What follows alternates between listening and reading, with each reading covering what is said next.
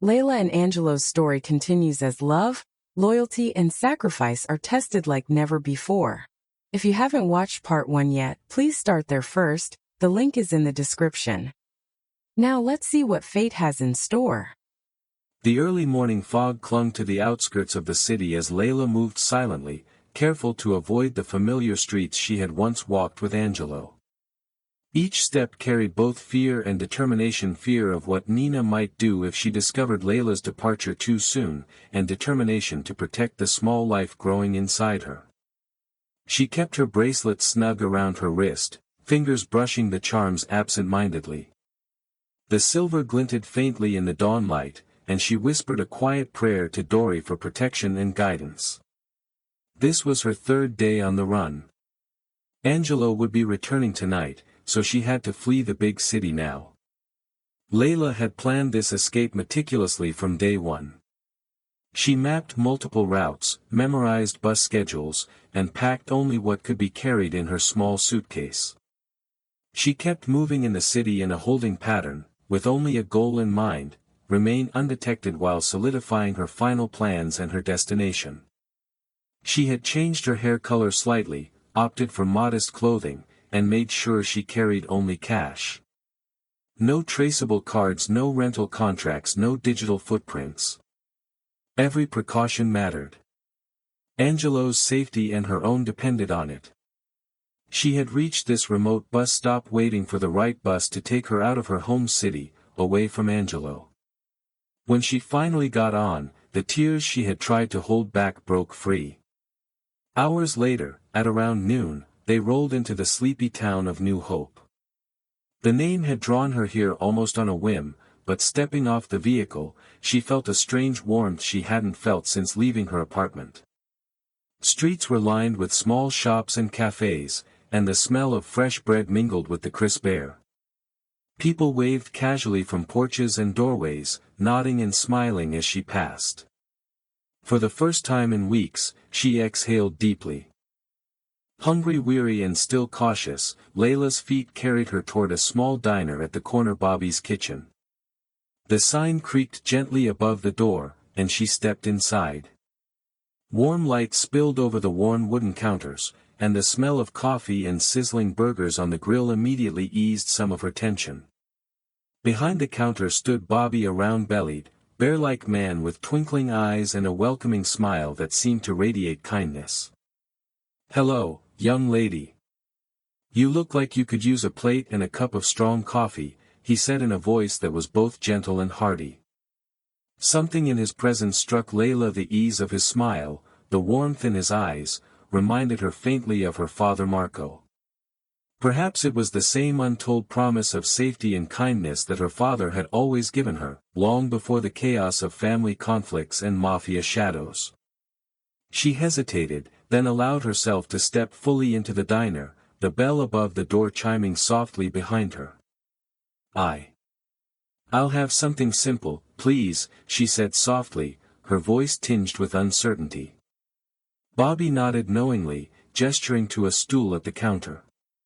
"Sit right there. I'll take care of you." She did, feeling the first flicker of trust in weeks. As he prepared her meal, they talked in small doses. Layla mentioned she had been traveling, needed a rest, liked the town's name, New Hope, and was just passing through for now. She didn't mention the mafia, didn't tell him about Nina or Angelo, but hinted at a breakup, that her boyfriend was out of the picture, and that she wanted a fresh start. Bobby listened with genuine interest, nodding thoughtfully. "Looking for work maybe?" Bobby asked casually, wiping his hands on a towel. "Even just temporary, I could use a waitress around here. Short shifts, good tips, plenty of friendly faces." Layla blinked in surprise, the idea of steady work already easing the tension in her chest. I think I could do that," she said quietly, almost to herself. "And housing?" Bobby continued. "If you decide to stay, a friend of mine is leaving soon for Europe to visit her kids. She needs someone to look after her house. Just while she's away. Cozy place, quiet. I can connect you if you like. The kindness, the options, the sense of belonging she hadn't known in weeks, it was intoxicating. Layla smiled, faintly touched by the serendipity. For the first time in what felt like forever, she allowed herself a small glimmer of hope. Perhaps, just for now, she could breathe. As she ate, her hand lingered over the angel charm of her bracelet. She whispered a small prayer of thanks, for the safety of the town, for Bobby's kindness, and for Angelo. Wherever he was, she was certain he was searching, protecting, and that someday, somehow, they would be reunited. Outside, the sunlight bathed the warm and welcoming town. Inside, a small sense of peace settled over her, fragile, but real. The journey to New Hope had only just begun, but for the first time in weeks, Layla allowed herself to imagine surviving, and maybe even thriving. The morning sun filtered through the windows of Bobby's kitchen as Layla wiped down the counter for the first time, careful not to make a mess but also trying to look natural in front of the few regulars already seated. The diner smelled of fresh coffee, fried eggs, and the tang of morning bread from the bakery next door. Bobby lingered a few steps away, giving her space but always keeping watch like a sentinel. He offered occasional tips on how he liked things done, and introduced her to a few of the regulars. "That's Mrs. Edith, always wants her eggs sunny side up, and she likes extra salt," he said with a grin. Layla nodded, memorizing names and quirks, feeling both the stress of wanting to do well and a strange sense of belonging. By mid-morning, a small group of ladies sauntered in, laughing loudly, their scarves and flowing skirts giving them a bohemian flair that made Layla smile. Bobby whispered under his breath, "Ah, here come the rest of the Wild Six.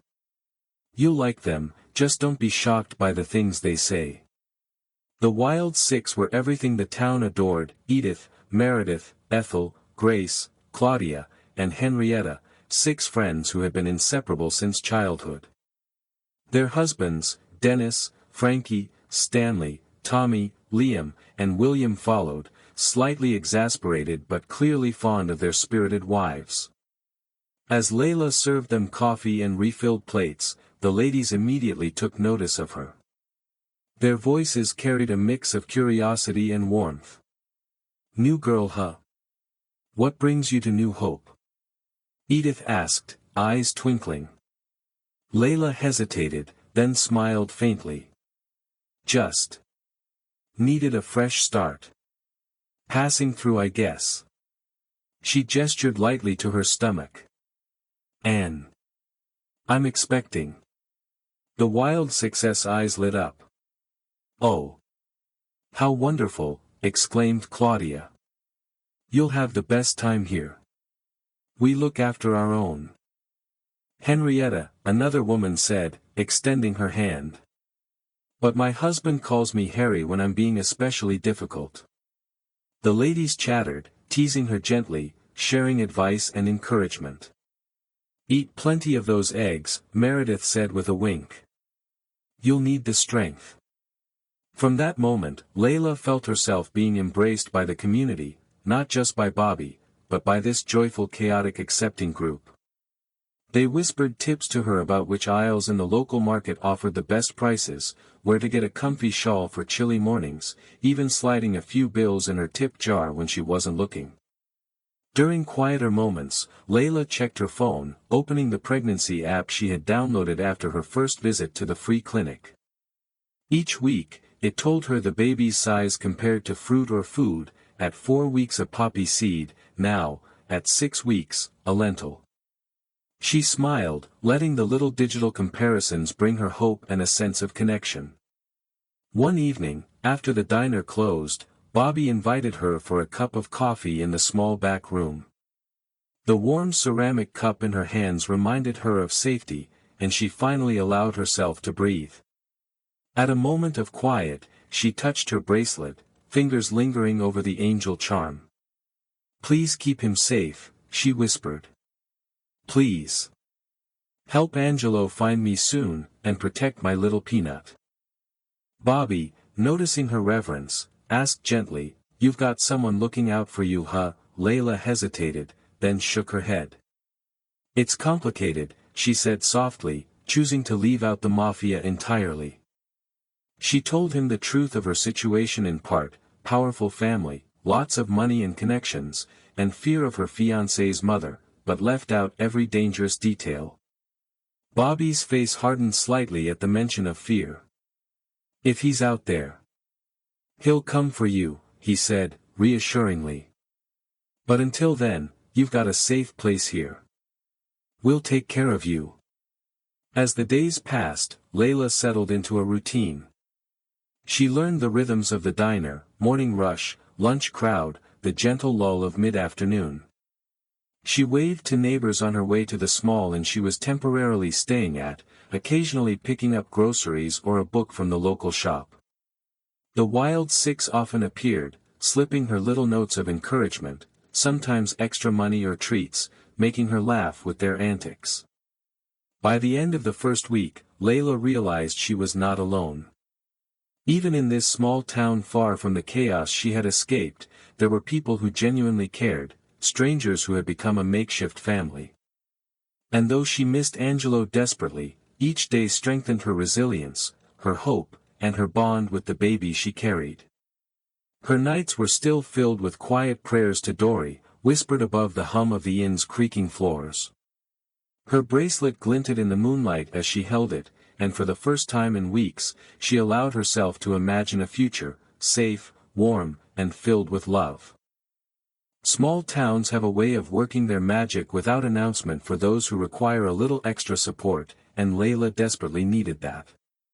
It didn't arrive all at once. It began subtly: a smile held a second longer, a name remembered after hearing it only once, a cup of tea placed in front of her before she had even asked. By her second week in New Hope, Layla had learned the rhythms of Bobby's kitchen.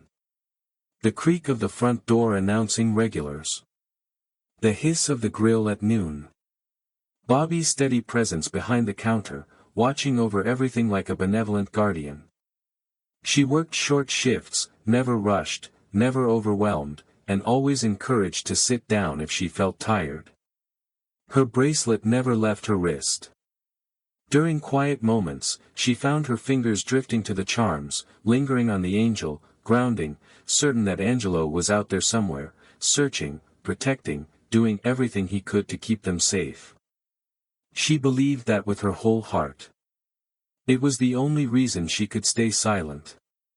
Right before bed each night, she opened her favorite app for the daily check on her peanut. Still impossibly small, but growing. Persistent. Real. Hers and Angelo's.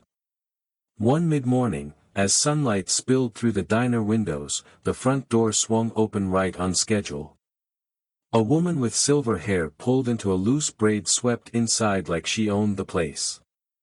Oversized sunglasses perched on her nose despite being indoors, a flowing scarf trailing behind her, and an expression of theatrical interest lighting up her face as her eyes landed on Layla. "Well," she announced cheerfully, removing her sunglasses, "if this isn't the prettiest thing I've seen all day." Layla smiled before she could stop herself. Behind her, the rest of them followed, 5 women, each more vibrant than the last. They moved as a unit, laughing, talking over one another, handbags swinging, energy crackling between them. Their styles clashed delightfully: floral dresses beside denim jackets, pearls mixed with leather bracelets. What they shared was unmistakable: mischief, warmth, and unapologetic joy. Bobby looked up from the counter, already smiling. "Ah. Here come the rest of the Wild Six," he said, shaking his head with a fond grin.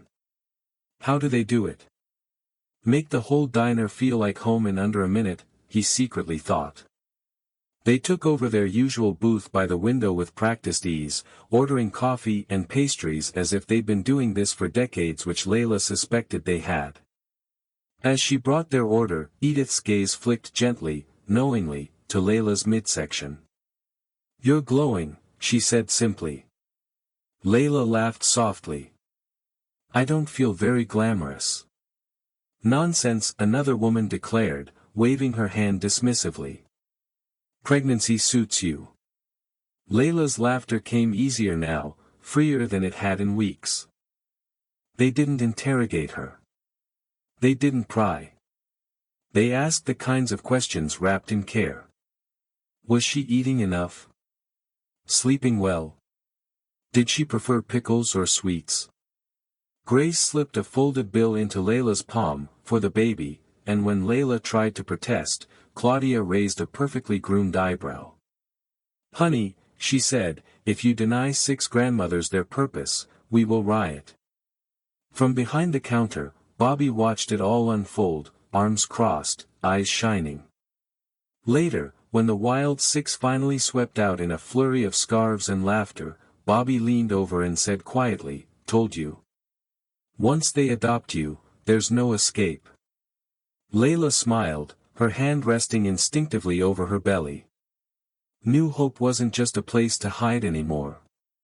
It was becoming something else entirely, a home, a community, a place where fear could finally loosen its grip. While Layla was slowly being claimed by New Hope, Angelo was unraveling piece by piece. He had returned to the city late on the night he was supposed to, almost 2 weeks ago, jet-lagged and restless. The familiar weight of responsibility heavy, inescapable settled over him the moment he boarded the plane that took him away from Layla. 3 days later upon his return as his car pulled through the gates of the underground garage, all he wanted was to lose himself in her embrace. However, the apartment felt wrong the second he stepped inside. Too quiet. Too empty. Layla's laughter was missing. Her presence, the warmth she carried so effortlessly, was gone. At first panic surged. He tore through the rooms, calling her name, checking even though deep down, he already knew the answer. Then instinct took over, cold and precise. Angelo moved to the security room. There were no cameras inside the house. That had been Layla's wish, one he had honored without question. But the exterior audio system remained active. He listened and searched for a long time. At first there was only dead air, static, meaningless, harmless. Then everything inside him went still. And broke. His mother's voice filled the room, sharp, controlled venom wrapped in silk. Layla's voice followed, trembling but resolute. The threat. The ultimatum. The casual cruelty of it all. Angelo sat perfectly still as the truth settled into his bones. His mother had done this. She was the villain in this nightmare. Not physically, not yet, but the wound was no less lethal. Layla had fled because she believed staying meant endangering their child. Because she believed Angelo couldn't protect her in time. The realization didn't make him angry. It made him lethal. He confronted Nina before dawn. She didn't deny it. She didn't apologize. She justified it, spoke of legacy, of bloodlines, of weakness, of necessity. Of what a woman like Layla could never be. Angelo listened. Then he spoke. Calmly. Quietly. With the kind of finality that made even Nina hesitate. For the first time, she looked at her son and saw his father staring back, calm, controlled and unflinching. He stripped her of power first. Access revoked. Accounts frozen. Jewelry seized. The Rossi name no longer hers to wield. His team uncovered the rest quickly enough: stolen funds, quiet transfers, manipulations she'd hidden behind his father's shadow and later his grief. When he gave her the choice, his voice never wavered. Stay and face punishment. Or leave immediately with nothing. Nina chose exile. She left the estate the same way Layla had, abruptly, stripped of comfort, without protection. No entourage. No influence. No way back. Only then did Angelo allow himself to focus on what mattered. Finding Layla. He mobilized his most trusted people. But unfortunately for him, Layla had hidden well. No digital trails. No financial footprints. No recent sightings. He searched methodically, obsessively, following instinct as much as intelligence. Days turned into weeks. Weeks into months. And still nothing. Not a trace. Not a whisper of her. His thoughts often strayed to the child she carried, unknown yet precious, and the urgency to protect both mother and baby sharpened. Layla meanwhile lived carefully. She bought everything using cash. Got paid under the table. Never used her full name. Changed her routines just enough to stay invisible. Some nights when the longing grew too sharp, she held her bracelet and whispered to the angel charm, certain Angelo had heard the truth by now. Certain he was eliminating every threat before coming for her. That belief sustained her. 8 months passed like that, 2 lives running parallel, bound by love, separated by fear, moving steadily toward the same inevitable point. Neither of them knew when it would happen. Only that it would. Time did not pass loudly in new hope. It unfolded gently, measured not in deadlines or headlines but in routines, rituals and small kindnesses that repeated themselves until they became anchors. Layla settled into that rhythm without quite realizing when it happened. Mornings began early. She walked to Bobby's kitchen just after sunrise, the town still half asleep, mist curling lazily above the sidewalks. Bobby was already there, apron tied, radio humming softly as he prepped the grill. He greeted her the same way every day with a smile, a mug of coffee placed into her hands before she could ask, and a quiet, "How's my favorite girl doing today?" She answered honestly. Some days were easier than others. Her pregnancy became visible quickly, a gentle rounding at first, then a steady, unmistakable curve. No one in New Hope treated it as a scandal or a burden. Quite the opposite. It became a shared experience, something everyone felt oddly invested in. The Wild Six checked on her relentlessly. If Layla skipped a pastry, Edith noticed. If she looked tired, Grace insisted she sit. If her ankles swelled even slightly, Meredith produced a stool and issued orders like a general. "You're growing a human," Claudia declared one afternoon, hands on her hips. "That's already overachieving. Sit." Their questions came wrapped in affection, whether she was sleeping enough, craving anything strange yet, feeling the baby move. Someone was always slipping her an extra bill with her tips, always, for the baby, and refusal was no longer an option. "You don't argue with destiny," Henrietta said solemnly. "Or with 6 women who have already decided your family." The husbands, the long-suffering 6, hovered nearby like loyal satellites. They grumbled theatrically, fetched chairs, carried boxes, and pretended they were not deeply fond of Layla. One of them had already started referring to the baby as "our kid," much to his wife's delight. Bobby watched it all with quiet satisfaction. He never hovered, never pried, but he made sure Layla ate properly, rested when needed, and never felt alone. When she grew heavier on her feet, he adjusted her shifts without discussion. When her back ached, he installed a cushioned mat behind the counter.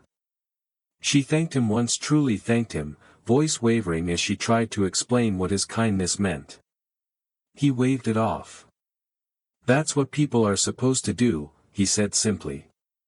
At night, alone in the quiet borrowed house, Layla allowed herself the moments she hid during the day. She showered slowly, hands cradling her belly, whispering softly to the life inside her. She talked to her peanut about the town, about Bobby, about the funny ladies and their even funnier husbands. And always she talked about Angelo, about their love that hadn't broken, only bent. Before bed, she held her bracelet, thumb brushing the angel charm. Sometimes she whispered a prayer.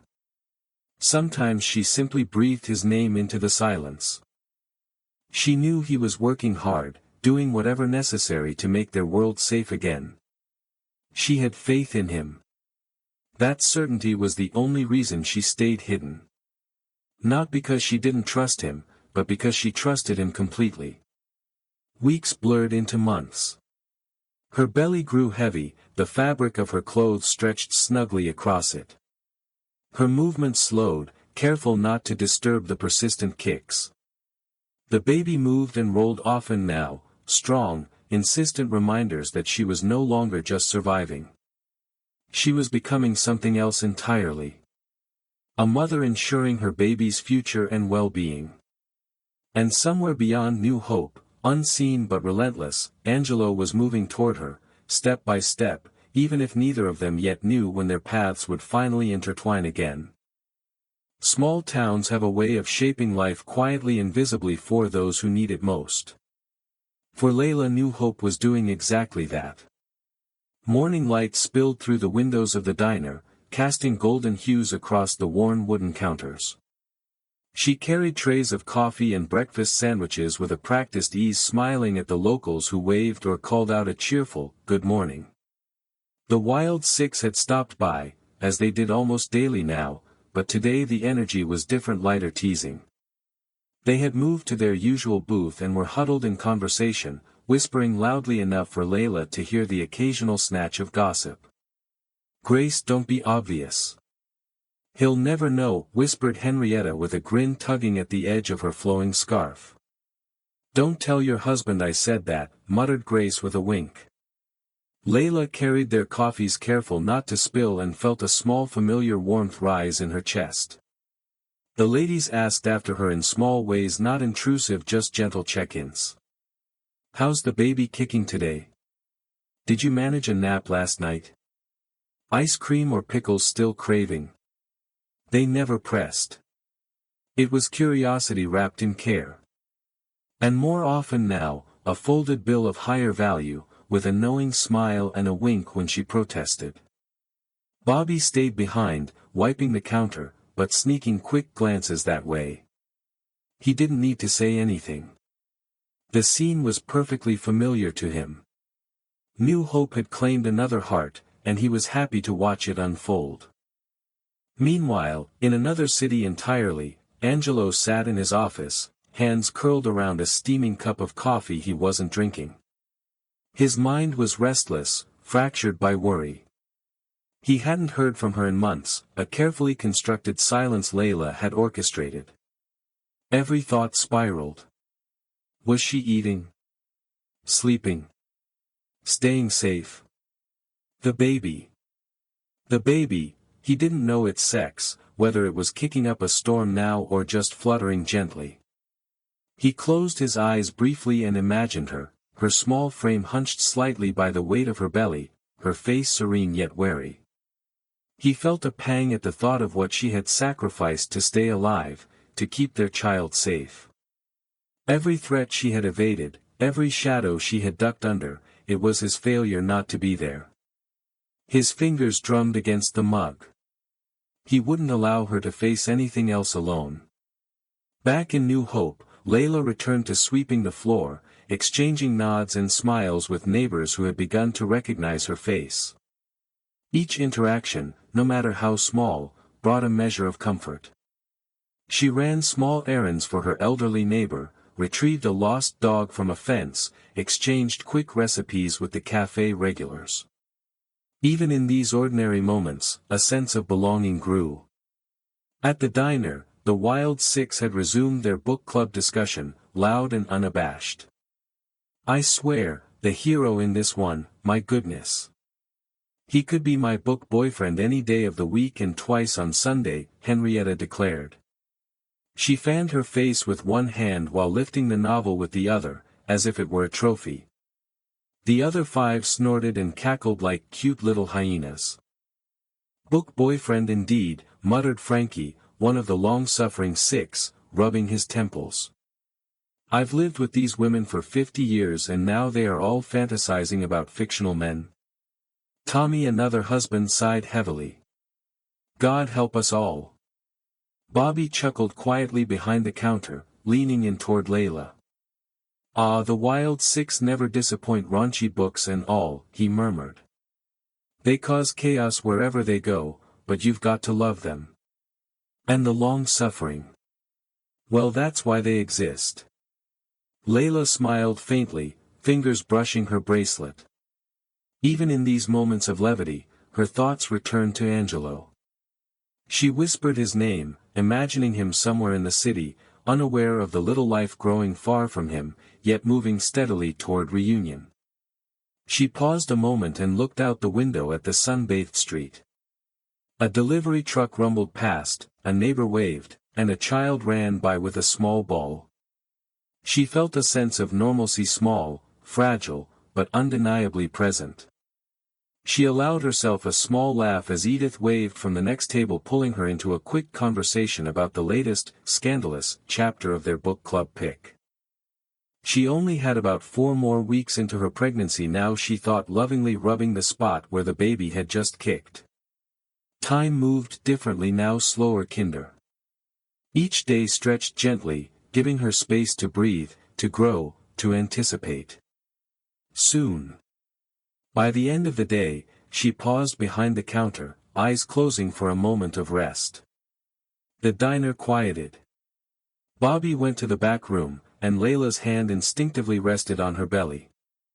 The baby kicked once, twice, insistent and strong. A soft smile curved her lips. Her world was small, but it was safe.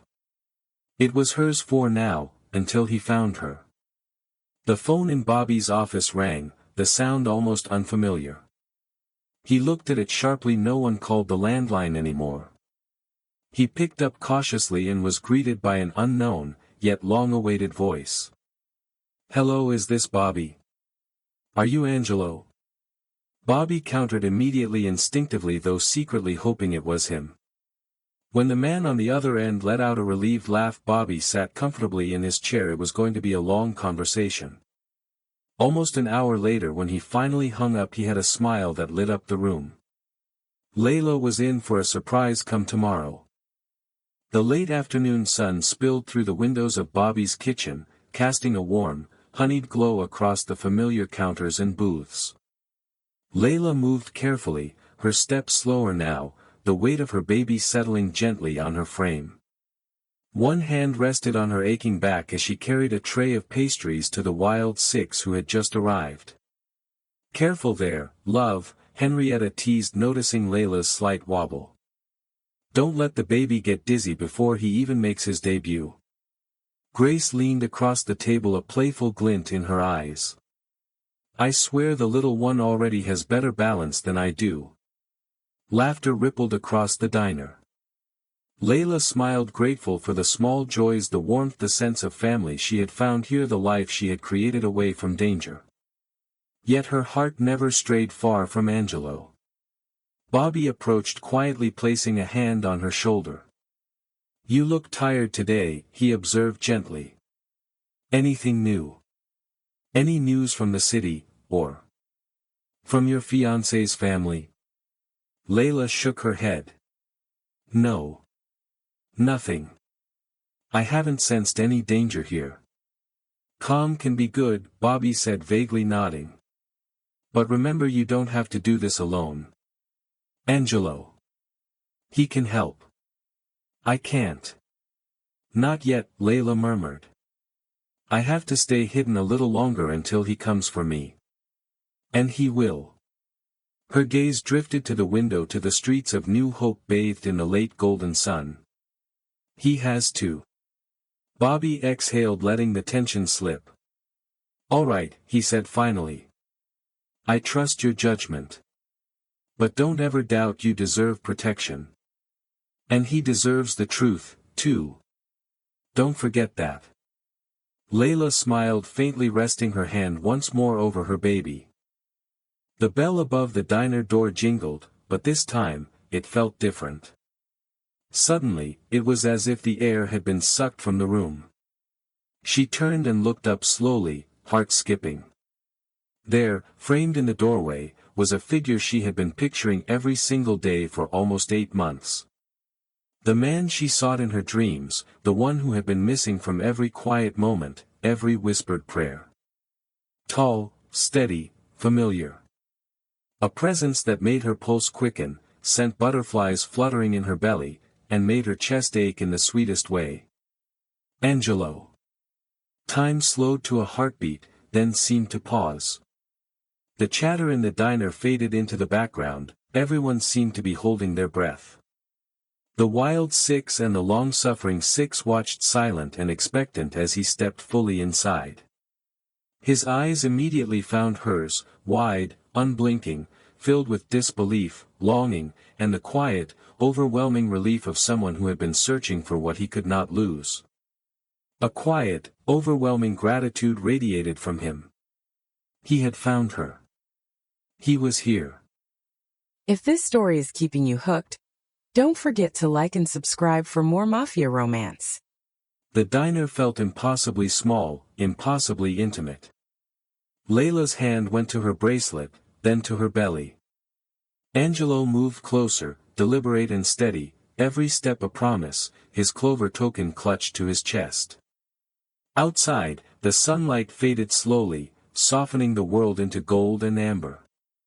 Inside, the moment stretched a heartbeat, a lifetime. Sounds eased, everything slowed down to this moment, and then picked up speed. And then, finally, they collided. Two worlds, two hearts, a life waiting to be shared. They were complete again. Layla stepped forward, slightly wobbling, but Angelo rushed to her, closing the space between them in 2 strides. Their arms wrapped around each other, a tangle of limbs, hearts, and tears. The world narrowed to the warmth of his embrace, the soft inhale of his breath, the familiar scent she had longed for. Layla, he whispered, voice hoarse but steady, reverent, as though speaking her name could restore the lost months. Angelo, she sobbed softly, pressing her cheek to his chest, listening to the drum of his heartbeat that had always been her compass. Her hand drifted to her belly, where AJ had been quietly moving. As if sensing the moment, the baby kicked once then twice strong and insistent, startling both parents. Layla laughed through tears. It seems like AJ missed his daddy too and wanted to join in the family reunion by saying, "Hi." Angelo bent slightly, trembling hands resting on her rounded belly. AJ. Yeah, she said, voice catching again. Angelo Jr. Our son. He froze for a heartbeat. A boy. Our boy. Yeah, she whispered, smiling through her tears. Angelo sank to his knees, lips brushing reverently over the small curve of her belly. I've waited so long to meet you, he murmured to AJ. Your mama's incredible, and you. You're going to know love like you've never imagined. Neither one had noticed that the diner had been cleared to its patrons. Bobby had given a subtle gesture, and everyone discreetly had exited to give the couple a private moment. Outside the window though the wild six leaned in quietly, peering through the glass. They exchanged knowing, mischievous glances, suppressing their laughter and applause. Edith nudged Ethel. I think someone just set a new standard for romantic reunions, she whispered, eyes twinkling. Henrietta raised a hand in a mock cheer, and Grace smirked behind her, shaking her head like a seasoned witness to chaos. The long-suffering six shuffled behind them, pretending annoyance at the intrusion to the couple, but secretly grinning, their approval loud in subtle ways. Inside, Angelo rose, brushing a stray tear from Layla's cheek, hands lingering on her shoulders. They stayed close, savoring the stolen, perfect moment, a pause in time, a deep inhalation of all the fear, longing, and love that had stretched across the past 8 months. The diner's warm light wrapped around them like a soft blanket. AJ moved again, small but purposeful, a reminder that their world had already grown, even in secret. Layla rested her hand over his, feeling the rhythm of life, hers, Angelo's, their child's, converge in one heartbeat. For the first time in what felt like forever, she felt fully safe. Fully loved. Complete. She was home. And for Angelo, the last 8 months of searching, worrying, and fighting everything had led to this. Finding her, holding her, feeling the tiny, insistent life they had both been protecting, and knowing he would never let anything come between them again. The scene shifts seamlessly, like a memory folding over the present. Angelo's hands tighten around his coffee mug, eyes dark with the quiet storm of the past months. Layla sits across from him, her hands resting on her belly, listening as he begins to recount the ordeal she never witnessed firsthand. "It was right after I had found you were gone," Angelo says, voice low, calm, but carrying the weight of every hour of worry. "I knew I had to act fast. I couldn't risk a single thing, for you, for AJ." Layla leans in, curiosity and relief mingling. "What did you do?" Angelo's gaze drifts, shadowed by memory. Flashback, Rossi Estate, pre-dawn. The house is still, the kind of still that holds its breath before chaos. It's dawn, but Nina sits at the grand dining table, the silk of her blouse catching the faint light from the chandelier. Her smile is controlled, too perfect, the mask of someone accustomed to power. She is still celebrating her victory over Layla 2 days before. Angelo enters without knocking. His presence fills the room before he speaks. "I know everything," he says, voice steady, each word deliberate. "The threats. The manipulation. The stolen funds. Everything hidden behind my father's shadow, behind my grief. I know about Layla. I know about the baby." Nina freezes, the mask slipping slightly. You don't understand," she begins, voice trembling but sharp. "I did what was necessary. For the family." Angelo steps closer, unflinching. "For the family?" His lips press into a thin line. "What about my family? Layla and my baby?"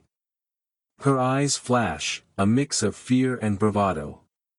"Yes. For the bloodline, the legacy. She is a nobody. And you don't know if that thing is yours." His rage boils, temper flaring, but his controlled mask stays on. He leans down slightly into her personal space, face level with hers, calm and cold.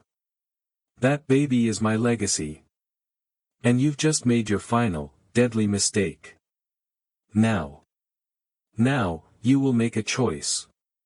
You have messed with me and mine for the last time." The room hangs on his words. Nina's breath hitches.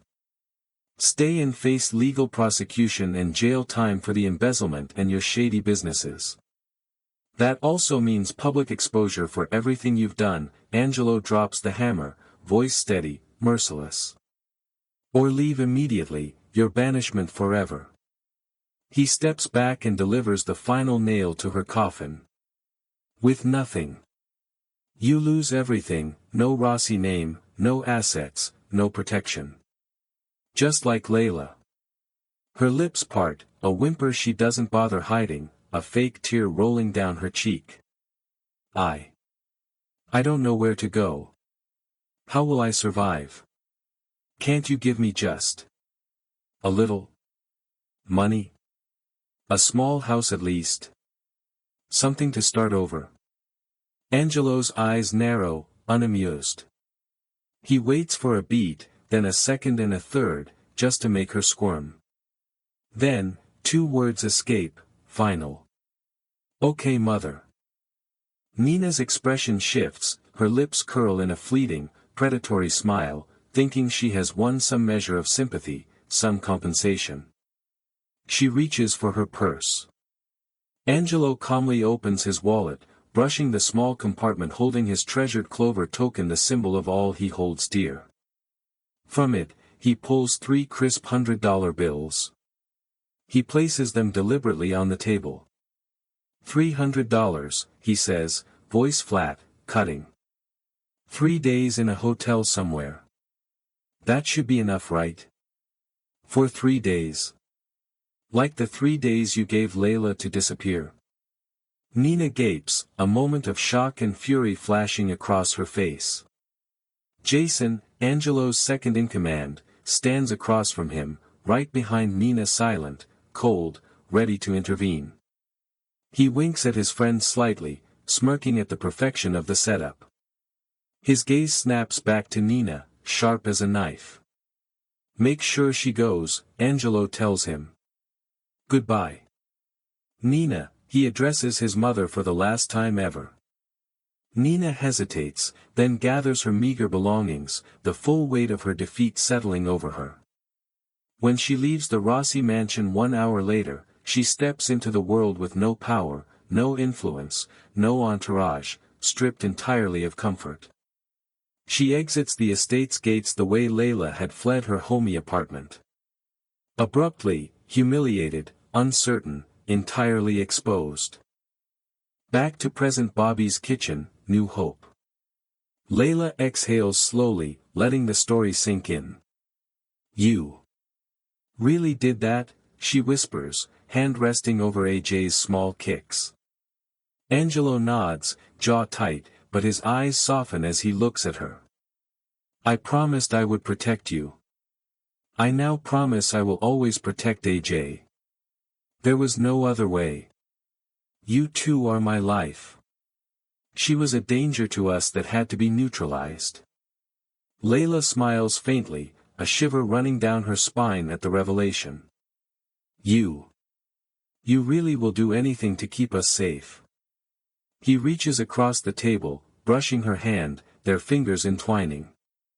"Anything," he says, voice unwavering. Outside, the sunlight softens, gold spilling over the diner.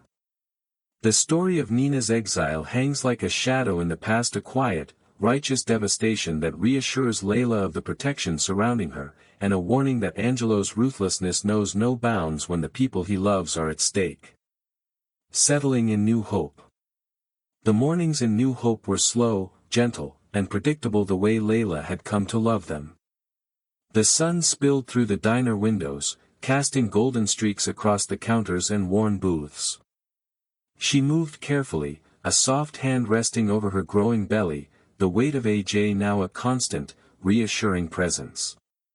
Bobby was behind the counter, humming softly as he polished a stack of mugs. The Wild Six had gathered in their usual booth, whispering and laughing with that particular mixture of mischief and maternal concern only they could pull off. "Careful, love," Henrietta said with mock severity. "That little gymnast in there is running through his routines." Grace leaned forward, eyes sparkling. "I swear the little one is going to come out doing the flips." Layla chuckled, placing a tray of pastries carefully before them. "He's been practicing, I tell you." The Wild Six's husbands, the long-suffering Six, hung around nearby, trying to seem disinterested with all the pregnancy talk, though their eyes betrayed them. One fetched a chair for Layla. Another helped with a dropped menu. The one furthest away muttered, rubbing his temples, "I've survived decades with these ladies, and now they've got me imagining babies and book boyfriends." "Book boyfriends?" Henrietta interjected, catching the last part of the comment, and started fanning herself dramatically. "I'll have no objections when he grows up to be exactly like our hero here." The women laughed. The men groaned in unison. Bobby leaned into Layla, whispering with a small smile, "They're relentless, but you can't help but love it." Layla moved among the booths, collecting empty mugs, exchanging smiles with patrons she had come to know well over the past few months.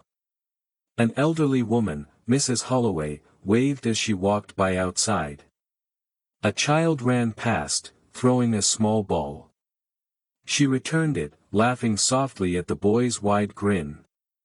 And her love was now sitting in a booth with her favorite ladies. They had found their way back to each other. The sense of belonging wrapped around her like a warm blanket. Bobby's presence was steady and comforting, a quiet reassurance that all would be well. "Eat properly," he reminded, adjusting a chair behind the counter. "Rest when you need it. And don't you dare lift anything heavier than that little tray." She smiled, feeling AJ fluttering inside her. He's active today, she murmured, gently rubbing her belly. The wild six leaned in conspiratorially. Ah, I knew it. Like father like son. Henrietta said with a wink. Grace added, and maybe he'll look like him too. You know, inherit some of his hotness and grade A book boyfriend material. The ladies cackled. Angelo lowered his head, sighing but secretly loving the banter. In the last month of her pregnancy, time moved differently, but Layla insisted on working. Days stretched gently, each one bringing small joys. The happy couple tracked AJ's growth on the app. At 36 weeks, he was now the size of a romaine lettuce, which made them chuckle. By 40, he would be a full watermelon, a size that horrified both. They kept sharing laughter with the wild six, commiserating with their husbands, practicing simple parenting skills, and taking quiet moments to reflect on the miracle growing. The diner became the center of their small universe. Its routines, greeting neighbors, exchanging small favors, laughing and teasing, formed a rhythm that grounded them. Even the simplest interactions, like helping Mrs. Holloway with her groceries or rescuing the neighborhood cat from a tree, felt vital, meaningful, and full of connection. The normalcy was what they both needed. By the time afternoons rolled in, Layla would pause behind the counter, hands resting on her belly. AJ would nudge her, after being cradled and feeling his mother move throughout the day, signaling that the moment of change was near. On one of those afternoons, at week 38, Bobby, noticing her quiet pause, walked over. You're glowing, Layla, he said softly. It's going to be soon, isn't it? She nodded, her eyes finding Angelo, who was deep in conversation with her favorite group of men. Soon, she whispered, a soft smile tugging at her lips. And I'll be ready. We'll both be ready. Outside, New Hope went about its slow rhythm. Children playing, neighbors chatting, the street bathed in gold. Inside, the diner held a world of love, laughter, and anticipation, a cocoon of safety and warmth ready to welcome new life and new beginnings. The evening AJ made his way into the world had started out as any other. Patrons came and went for dinner time. Bobby was manning the grills, the usual suspects, the six ladies and their husbands were hovering, maybe sensing something was about to change. Angelo was out working on a project. He had said he was going to be away for a couple of hours. Layla was flitting between tables when suddenly, a sharp pain made her cry out. A tightening feeling starting from her back and going around her belly had her panting in seconds. Before Bobby or the ladies reached her, her water broke too, forcing her to collapse on a nearby chair. AJ is coming. He's coming right now, she said, excited and panicked at the same time. Where is Angelo? Bobby got to her seconds later, loudly saying, everyone please clear the diner, give us some space. Dinner is on the house tonight. Henrietta was already on the phone with Angelo, telling him to meet them at the hospital. Edith started rubbing her shoulder, guiding her through her breathing exercises. Each inhale and exhale held a rhythm that both soothed and reminded her that her little miracle was about to make an appearance. And Grace started ordering all their husbands to get the cars immediately and head on out too. Bobby knelt beside her, holding her hand gently. Deep breath, Layla. You've got this, you're not alone, he whispered, his voice steady, grounding her. His eyes betrayed him though. They blurred with tears, like an expectant grandfather's would. Layla nodded, taking strength from his calm, and began to focus on the rhythm of her breath, the steady push-pull that had been drilled into her memory by weeks of preparation. The room was quiet but alive with anticipation, the charged, electric energy of imminent arrival. No sooner had Angelo arrived at the hospital and started running toward the emergency entrance than a convoy of cars pulled up and 14 people started spilling out, their animated voices, excitement and some squealing filling the otherwise quiet entrance. Leading the charge was Bobby, supporting a panting and sweaty Layla. She was the most beautiful sight he had ever seen, he thought as he rushed towards her. "Layla," he murmured, voice soft but steady. "I'm here. You're safe. AJ is going to be fine." Things moved quickly after that. Layla was moved to labor and delivery immediately, because their little man was impatient, it seemed, just like his daddy.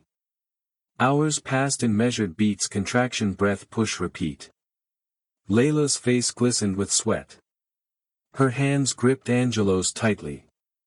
His thumb traced circles on her wrist, grounding her. "Almost there," he murmured. "You're stronger than you know." A sudden sharp cry of effort split the night, and then another. Layla's finger brushed her bracelet, the word "Mama" in red reflected in the bright lights. One more push, and then the blessed cry of the healthy newborn baby boy filled the air. Love like no other burst in Layla's and Angelo's hearts when the doctor placed the squirming infant onto his mother's chest.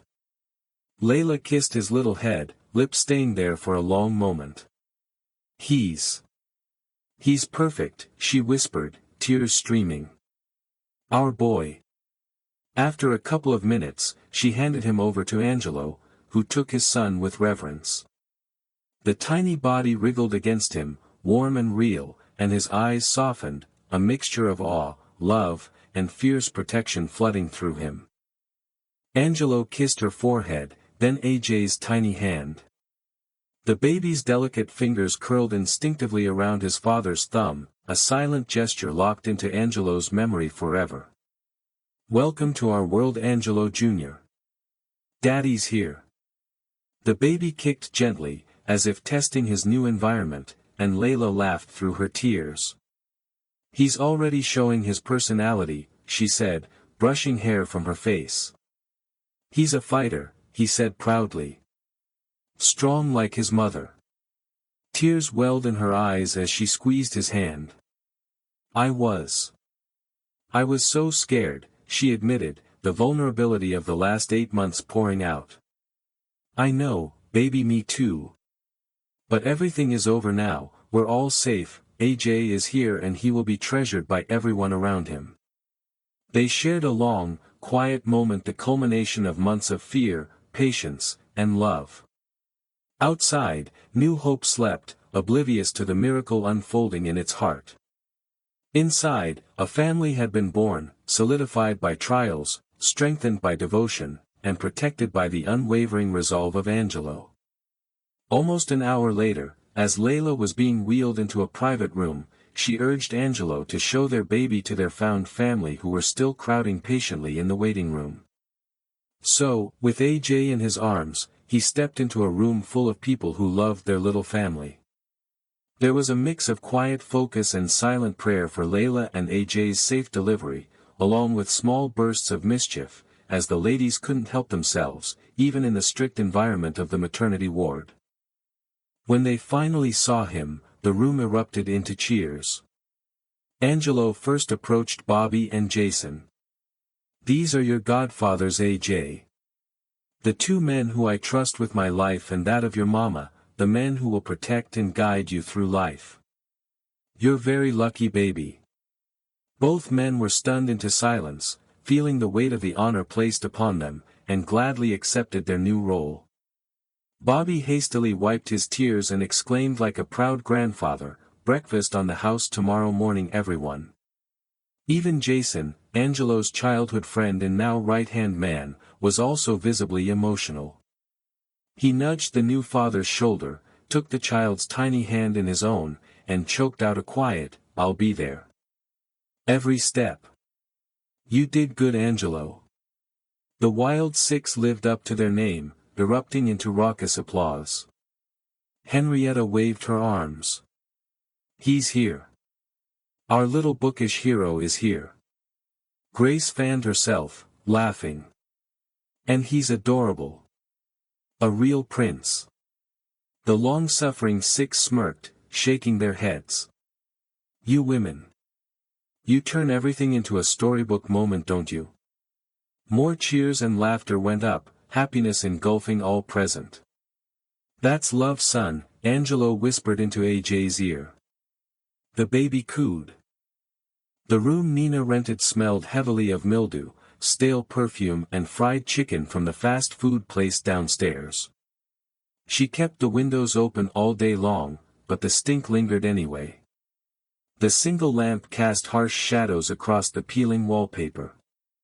It was small, painfully so, with thin walls, a single narrow window, and furniture that looked like it had survived several lifetimes without ever belonging to anyone. The bed creaked when she shifted her weight. The mirror above the small dresser was cracked, splitting her reflection down the middle.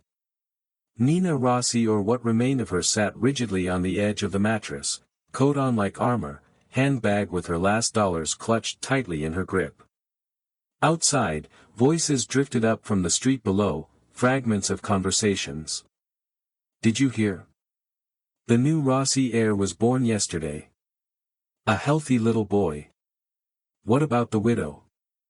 Stole from her own son apparently. Disgraceful. After everything her husband built. They say she's got nothing now. Not even the name. That will teach her. Always thought she was better than others." Nina's jaw tightened. She stood abruptly and slammed the window shut, hands shaking. How dare they? Lies.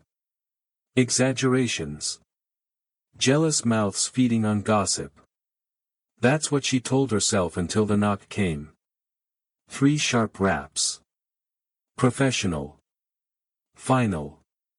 She opened the door to find a man in a dark suit, expression neutral, eyes already bored. He handed her a thick envelope without ceremony. "Ms. Nina Romano," he said formally. "You've been served." Her fingers trembled as she took it. "It's Rossi. And this is harassment," she snapped. "You have no idea who." "The documents explain everything," he interrupted calmly. "Good day." The door clicked shut before she could respond. Silence rushed in. Slowly, Nina slid down onto the bed and opened the envelope. Legal language. Cold. Precise. Merciless. Her eyes skimmed then stopped. Prenuptial agreement, Rossi family estate. Binding clause. Widowhood conduct. Her breath caught. She remembered herself young. Confident. Smiling as she signed without truly reading. Franco had insisted, calmly, reasonably, that it was tradition. Protection. Nothing more. She read on. As long as she bore the Rossi name, whether by marriage or widowhood, she was bound by strict conduct. No financial misconduct. No public scandal. No actions that endangered the family legacy. Violation meant total forfeiture. Assets. Jewelry. Property. Accounts. Title. Including the Rossi name itself. No appeal. No arbitration. No mercy. The paper slipped from her fingers. Her laughter came suddenly, sharp, cracked, hysterical. "This is impossible," she whispered. "I built that life. I earned it." But the truth pressed in from every side. She hadn't built it. She had borrowed it. And she had broken every rule that allowed her to keep it. Angelo hadn't needed to invent her downfall. He had simply enforced it. Her gaze drifted to the final page. Effective immediately. Nina's chest tightened as realization settled like lead. There was no way back, no salvation for her. The exile was final. The money stripped away for good. The silence from every former ally. This wasn't cruelty. It was compliance. Outside, footsteps passed. Someone laughed. Life went on indifferent to her collapse. Nina pressed a hand to her mouth, eyes burning, but no tears came. There was nothing left inside to spill. For the first time in her life, there was no audience. No power. No leverage.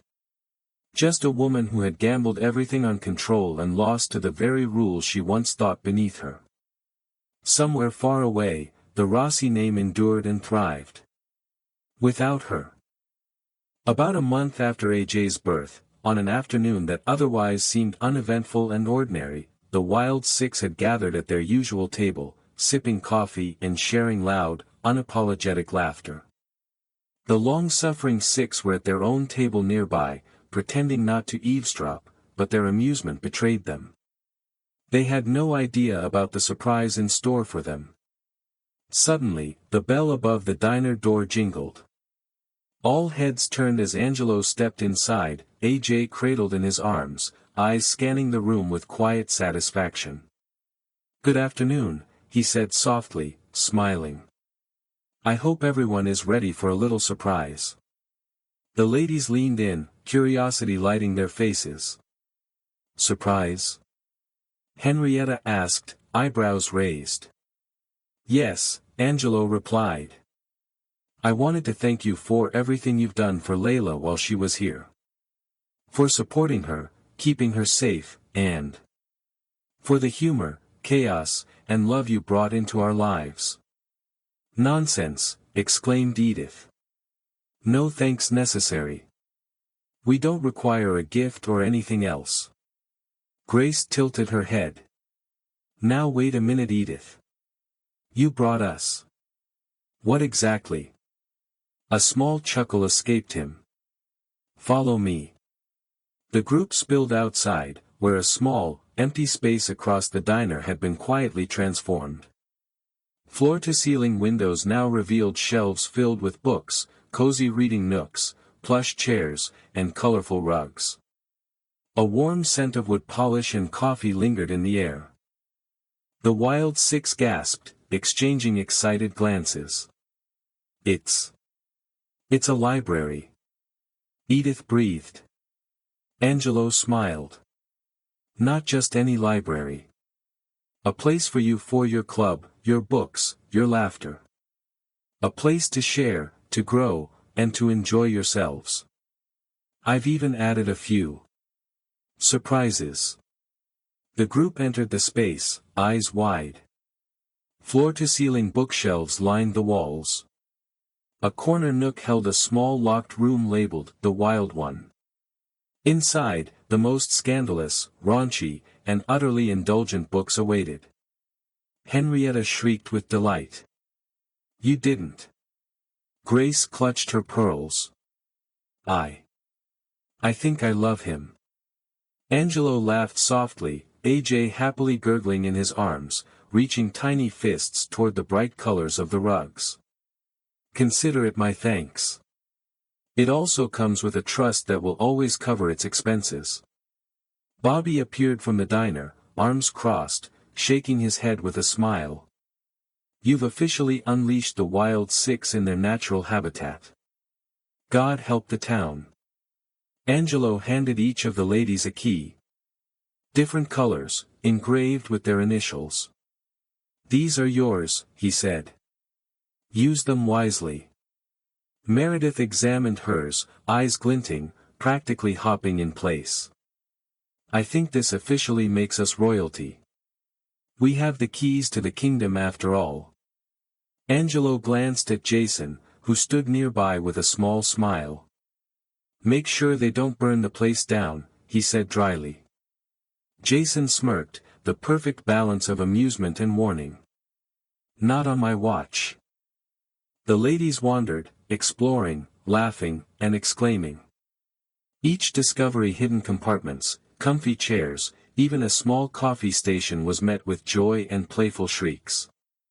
Claudia muttered under her breath, shaking her head, "I can't believe we're actually allowed in here. I feel like a teenager in a candy store." Tommy, one of the long-suffering six, sighed. "They're never going to leave this place, are they? It's their version of paradise and our very own of hell." Henrietta threw her arms around Angelo. "You're officially my favorite man alive." Angelo bowed his head slightly, AJ cooing in his arms. "I'm just happy to give back a fraction of what you've all given to Layla." The small town outside continued its slow rhythm, unaware of the little empire of books, laughter, and friendship Angelo had gifted it. That safe space would be a sanctuary, a reminder of love, loyalty, and the joy found in small, thoughtful gestures. Peace did not arrive all at once.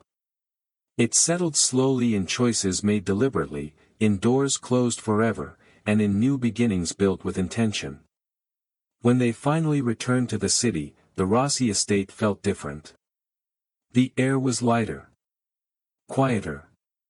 No longer haunted by whispered judgments or invisible threats.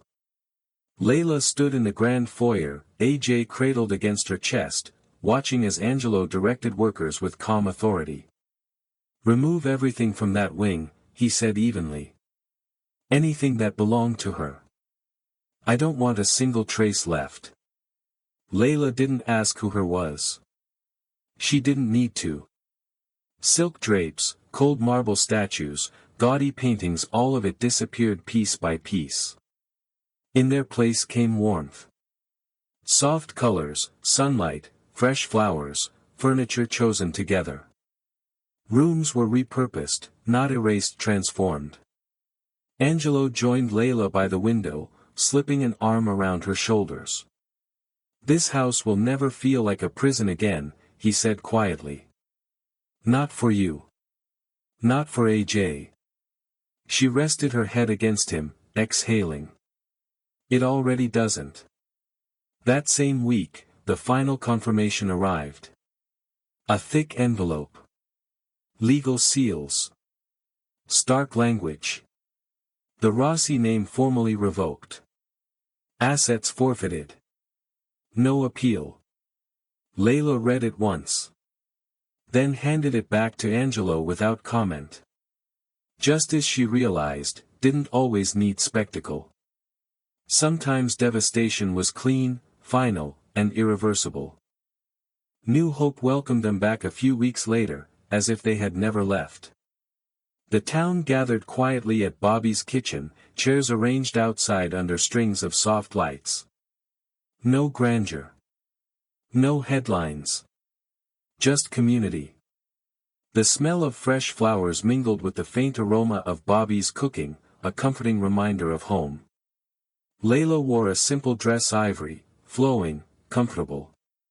AJ slept peacefully in her arms, blissfully unaware that the world was quietly rearranging itself around him.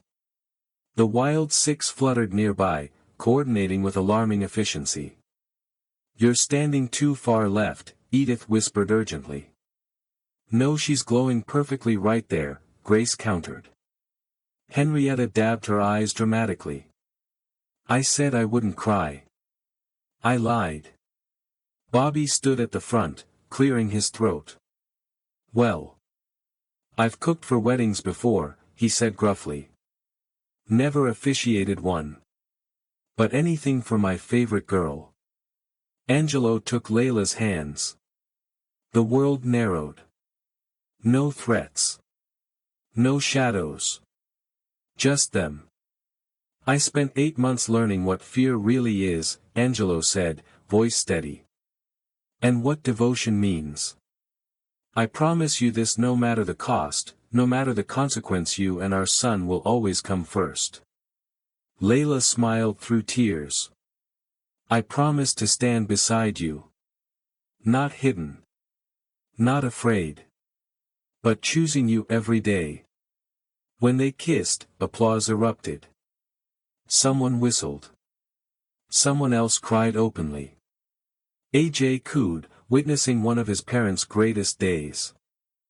Later, as laughter softened into warmth and evening settled in, Angelo led Layla aside. "I have one more thing," he said quietly. He handed her a set of keys. "To a house here in New Hope," he continued. "It's yours. Always. No matter where life takes us, this will remain yours. For weekends. For peace. For safety. Her breath caught. You don't have to leave behind who you became here, he added.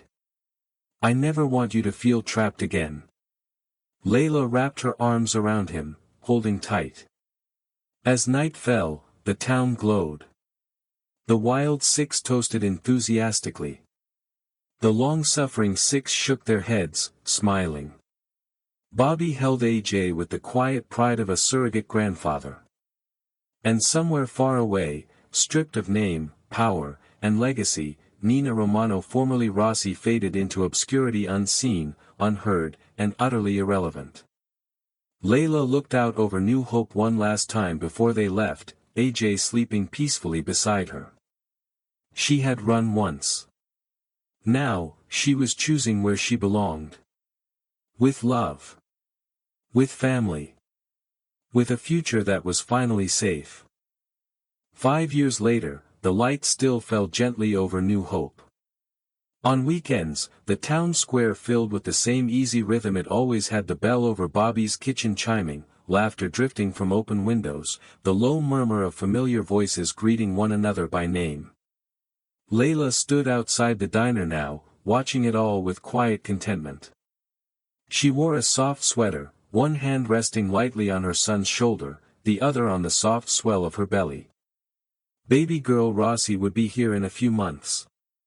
AJ was slightly bent on the sidewalk, utterly absorbed in a serious conversation with the dog the family had just adopted. Be gentle, Layla said with a smile. I am, AJ replied solemnly, patting the dog's head. We're gonna be best friends. Inside the diner, the Wild Six occupied their usual booth, exactly as they had for years: scarves, color, laughter, coffee cups abandoned mid-story. Their husbands stood nearby, pretending not to pay attention while absolutely listening to every piece of gossip. She married well, Henrietta declared, nodding toward Layla through the window. Grace sipped her coffee. She married right. Across the street, the library stood proudly, warm brick, wide windows, shelves visible even from outside. A separate room filled with naughty books.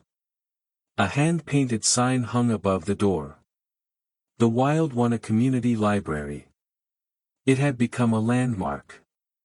A gathering place. A quiet miracle born of gratitude and love. Angelo stepped up behind Layla, slipping an arm around her middle to cup her belly with effortless familiarity. His presence was calmer now, grounded. The sharp edges of his former life still existed, but they no longer ruled him. How's our son doing? He asked. Layla smiled. Getting to know his new best friend. I thought I was his best friend, he replied, feigning offense. And our girl? She's been sleeping, but now that she heard your voice, she will start kicking up a storm. She is Daddy's girl after all. They stood like that for a moment, watching the town breathe. The big city still existed, of course. They spent the majority of their time there, only some weekends each month in New Hope. Responsibilities hadn't vanished. Angelo still carried weight, still made decisions that shaped lives far beyond the little town. But the balance had shifted. Here, time moved differently. Here, they were just a family.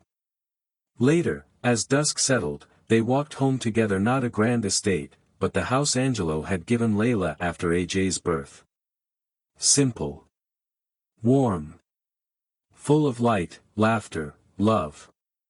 Inside, AJ raced ahead, calling out greetings to Papa, Bobby, who had somehow arrived before them with boxes of pizza. You're late, Bobby said cheerfully. I was starting to worry. Layla laughed. We are exactly on time. That night, after AJ was tucked into bed and the house had quieted, Layla stood by the window, bracelet still circling her wrist. The charms caught the moonlight. Angel, Clover, memories layered with meaning. 2 new ones were now added. A boy and a girl, for their children. Angelo joined her, resting his forehead against hers. "We made it," she whispered. He smiled softly. "We've kept our promises. Our love won. It saved us." And that was the honest truth. Love did save them, not by being loud or dramatic though. It saved them by enduring. By choosing safety. By choosing family. By choosing each other again and again. And this time nothing could take that away. Thank you for joining Layla, Angelo, and little AJ on their journey. If you enjoyed seeing their story unfold, please give this video a like, and consider subscribing so you won't miss the next adventure. I'd love to hear your thoughts. What did you think of Nina's downfall? Or the way New Hope welcomed them home? Leave a comment down below, and let's celebrate this story together.